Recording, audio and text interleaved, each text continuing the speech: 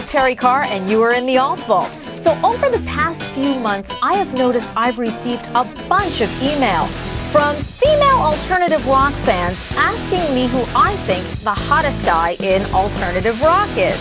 So I compiled my own poll based on some of our listener email, and the results were pretty interesting. The goth girls really seem to go for Trent Reznor.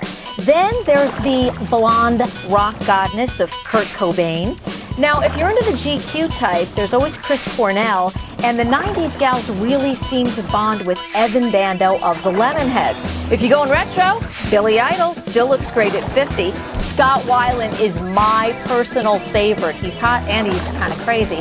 And the #1 guy in alternative rock on the hotness scale, that would be Dave Grohl of the Foo Fighters. Dave is not only nice, he's friendly, he's cute, he's super talented. And man, the ladies really seem to love him. Now again, this was based really strictly on New Jersey taste and not fact. I mean, there are a lot of hot guys in alternative rock. Say there's Murray Till Midnight? No. He's not a hot guy of alternative. There's always Matt Knight? No, he's not a hot guy of alternative either. These guys are ruining the hot men of alternative segment on the Alt Vault. Get out. Just get out of here. If you've got a segment that you would like to see on the Alt Vault, you can always email me at terriec@grockradio.com. Coming up next week, we look at G-Rocktober. You can hear the lifestyle of Keith Richards. I hear that whole sweaty basement that we read that double record was recorded in the making of that record. I mean, I hear it every time I listen to it. It's interesting because that's a double studio record, and something like Zeppelin's Physical Graffiti is a double studio record. I remember seeing a lot of those early, even a band like Toto, say, who had so many, radio hits back in the day.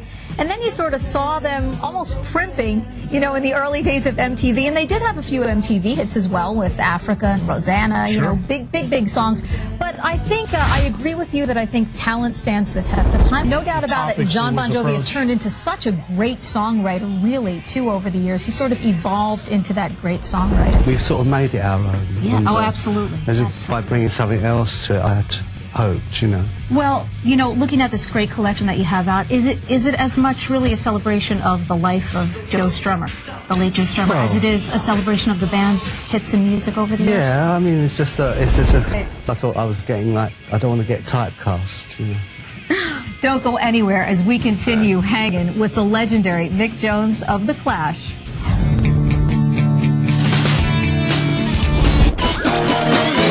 Rock Radio's Terrie Carr, and you are in the Alt Vault. Well, it's getting a little bit nippy out, and you know what that means. It is G-Rocktober, a celebration of all things Fallternative. We've got so many great things coming up for you this month. Our Fallternative tour, which is coming to a town near you, giving you tickets, rockstar swag, and one lucky grand prize winner will go to any show they want to at Starland Ballroom on us for an entire year. This week, we take a behind-the-scenes look at one of my favorite new bands that features the son of a rock legend.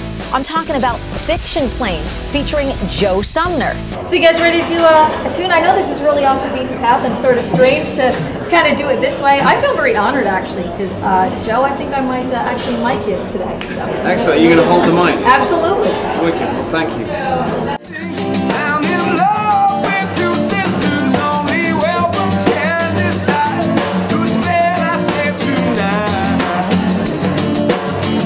So when the weather chills a bit, sometimes hanging home with a DVD is a cool thing to do. Here are some great releases that are coming out.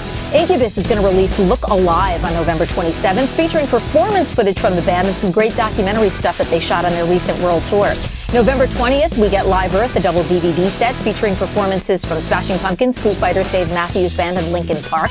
Also on November 20th, Nirvana Unplugged in New York is finally going to be released. 2 previously unreleased tracks that we didn't get to see on the original MTV broadcast, and 4 soundcheck tracks as well. And my favorite DVD is already out. The Ramones, 1974 through 1996, It's Alive, features all kinds of gritty punk performances from this band. It is absolute punk paradise. You are totally going to love it. It's Alive from the Ramones, 74 through 96, definitely one for the collection. For being a DJ, I have had so many opportunities to meet artists I absolutely worship over the years, including David Bowie, Iggy Pop, and of course my ultimate god of rock, the one and only Scott Weiland. Well, that's why here at G-Rock, we want you to get the chance to be up close and personal with your favorites, too, and we do G-Rock sessions. We travel to New York City, a band you've probably heard of. I'm talking about the Bravery. They came out with The Sun and the Moon last year. They're actually reworking a bunch of tracks. So they've sort of got the Sun, then the reworked tracks on the Moon. It's called The Sun and the Moon, the re-release, and it's coming out on March 18th. And if you're looking for something totally different, Vampire Weekend, a band out of New York, so different and so cool. They mix Upper West Side flair with some really interesting African, yeah, I said African beats.